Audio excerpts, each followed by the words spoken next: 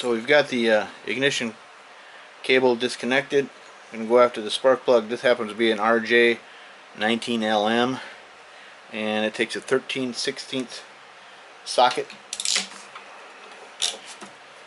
Put that off of there.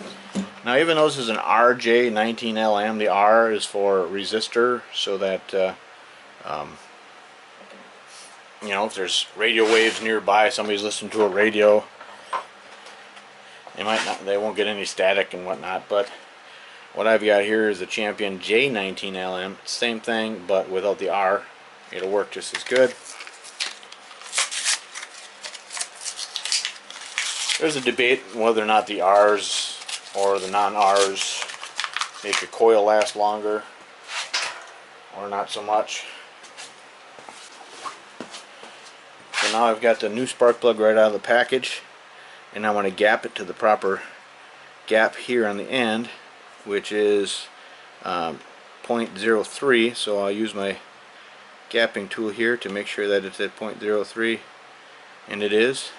They usually are, but every once in a while it's a little different. So we'll put that back in there.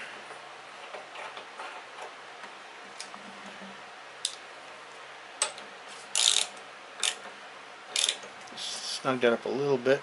There we go. No need to crank that on there really tight either. And that's how you put it back together there. But before we get before we do that, we'll take that off because we're about to go underneath and take the lawnmower blade off, and rather not have that plugged in when we're doing that.